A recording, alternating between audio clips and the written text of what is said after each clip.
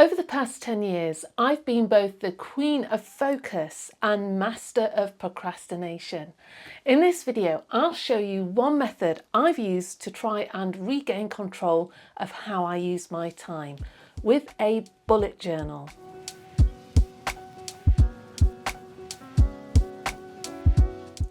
In this series of Plan With Me videos, I hope to share methods, practices and theories around productivity and time management that may be helpful to students in planning and organising your studies, or to anyone hoping to have greater control over their time.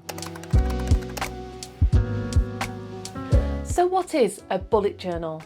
Ryder Carroll, inventor of the bullet journal system, defines this as a mindfulness practice designed as a productivity system. He claims that as a system, it will help you to organise what you have to do and optimise how you're doing it. And as a practice, to align the what with the why, our actions with our values.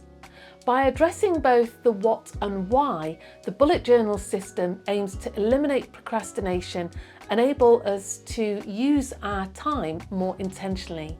In simpler terms, a bullet journal combines a calendar with a personal journal or diary, with options to track and record information both significant and trivial.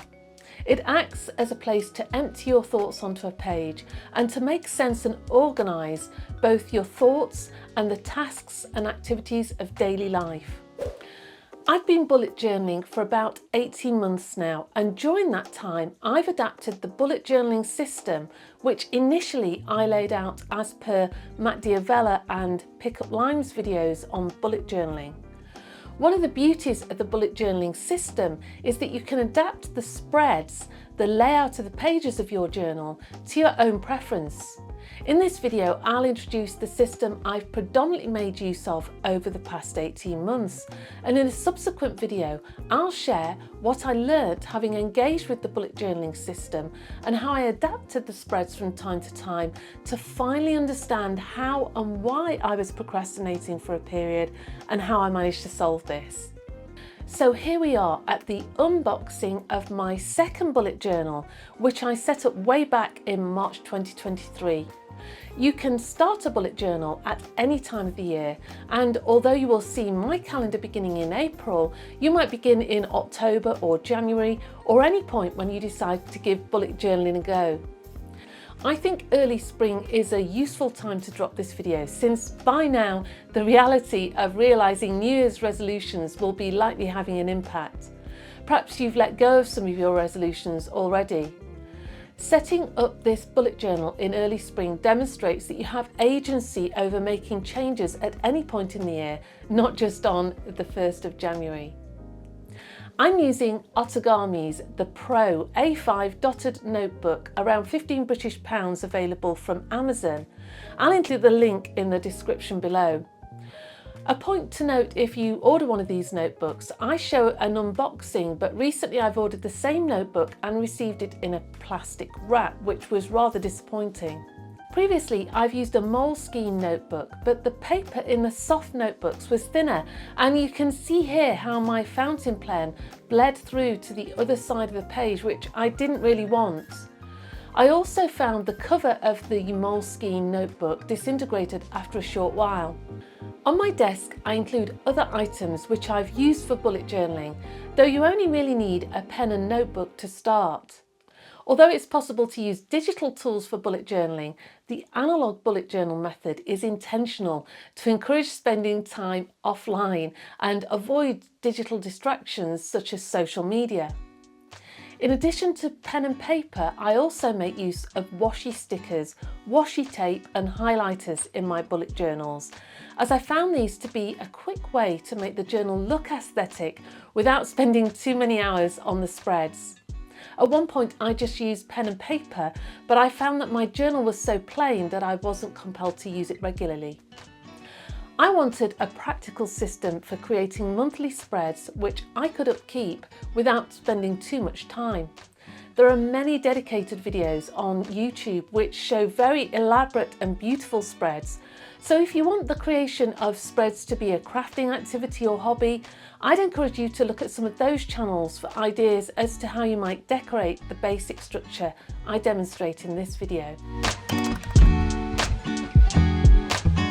On the first page of the bullet journal, I create a key, which is a useful reference for some of the measurements I'll use on each page of the bullet journal, the number of boxes and subdivisions to create columns. I also include the symbols I use to denote tasks and their status. These symbols are from Ryder Carroll's system of bullet journaling, but you could create your own system if you preferred. The symbols I use most frequently include a bullet point to indicate a task, a cross bullet point to indicate the task is complete, a right-facing arrow over a bullet point to indicate that a task is being moved to the following day, and a line striking through text which indicates that the task is removed or irrelevant.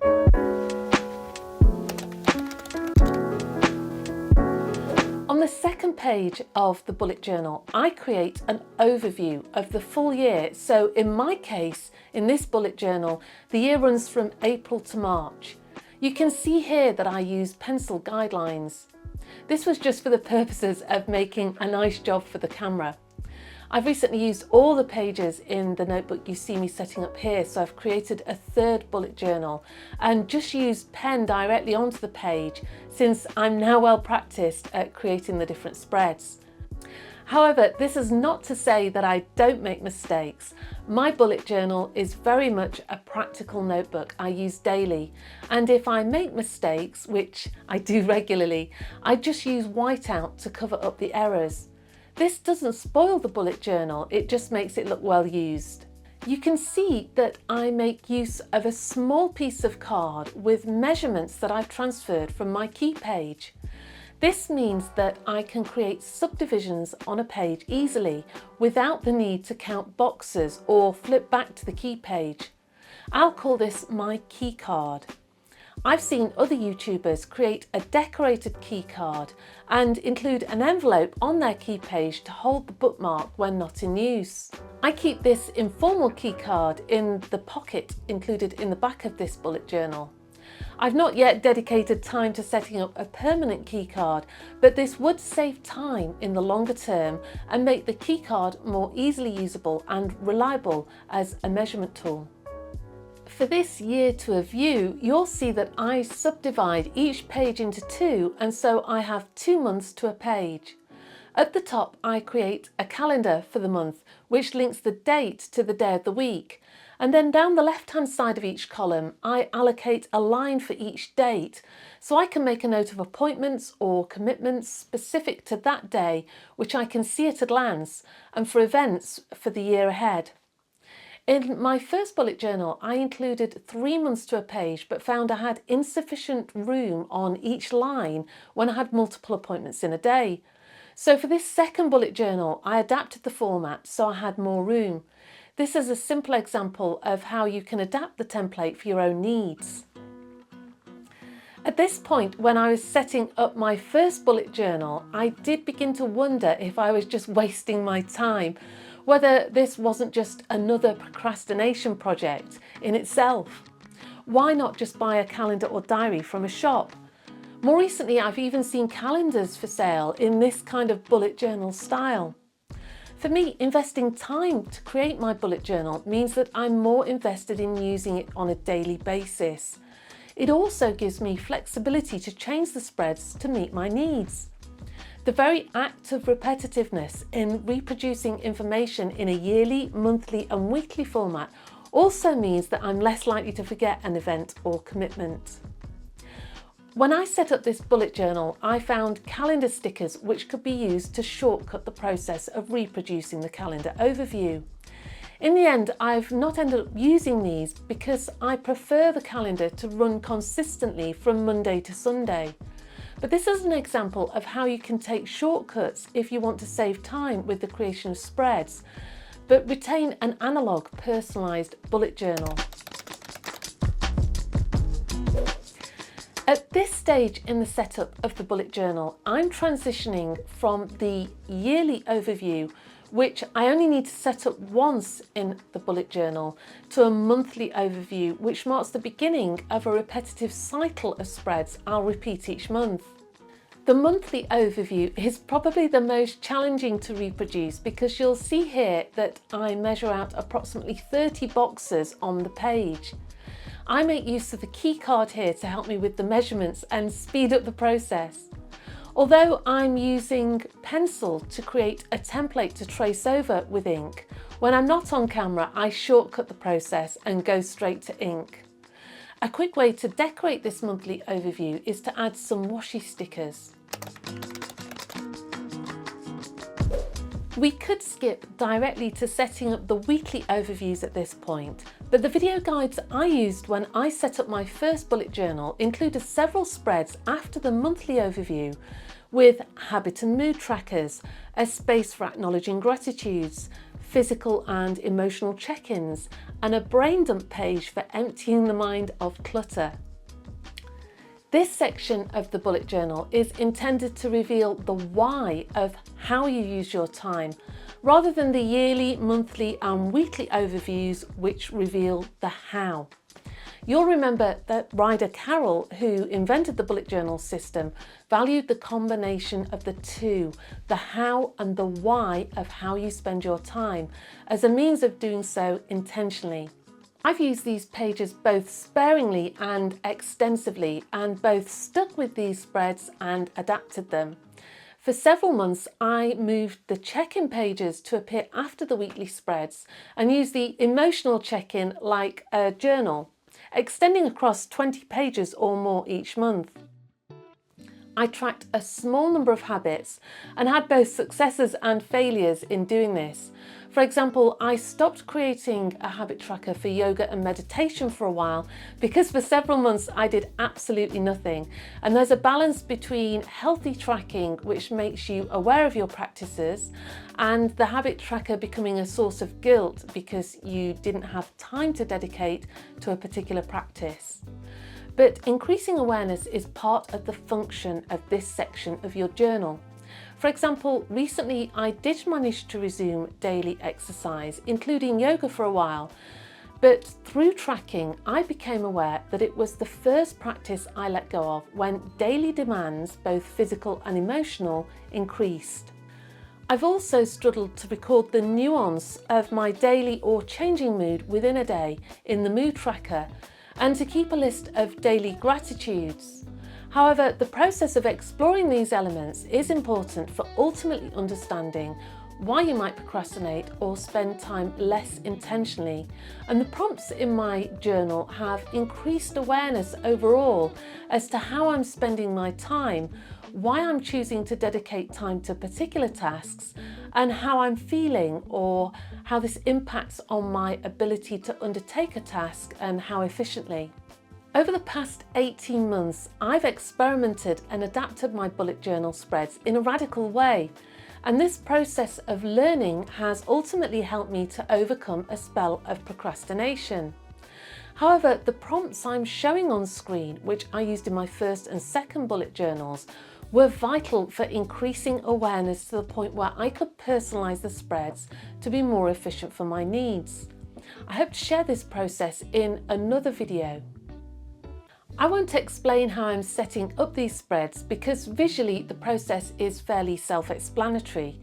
You can see how I'm quickly decorating each page with washi tape and stickers to make the spreads more attractive. And as I described earlier, this motivates me to engage with my bullet journal on a more regular basis.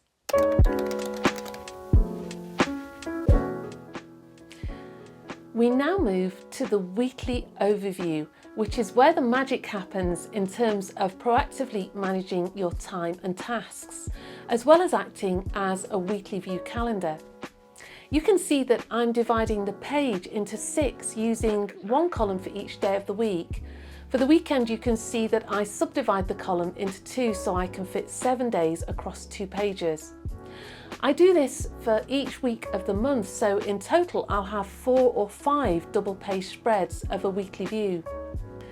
Underneath the days of the week, I then add numbers 1 through 3.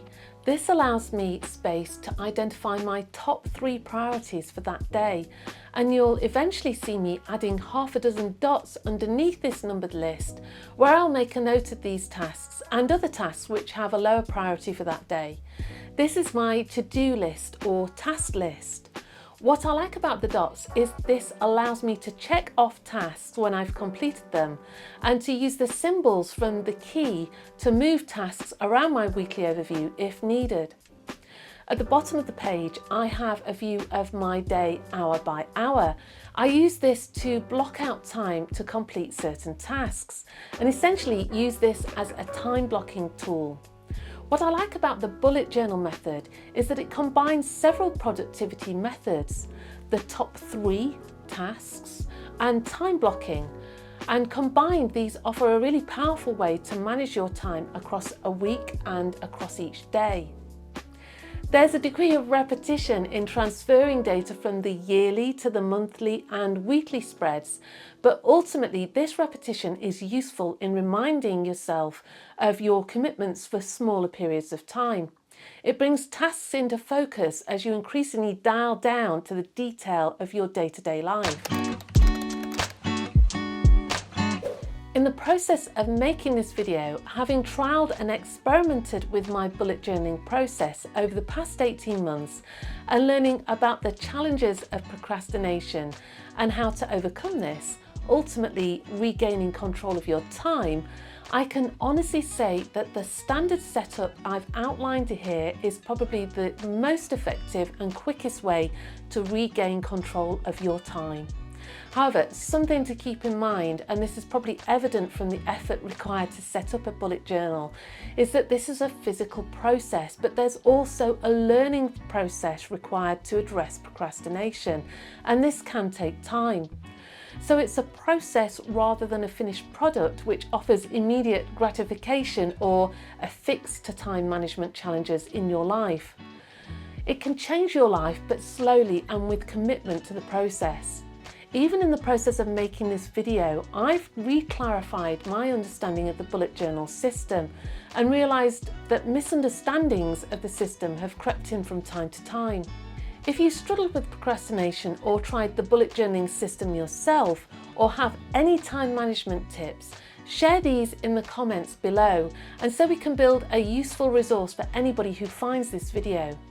Engagement with my videos really helps YouTube to push out the content to people who might find it useful, so be sure to hit the like button and subscribe if you enjoyed this video and would like to see more content like this. Thanks for watching.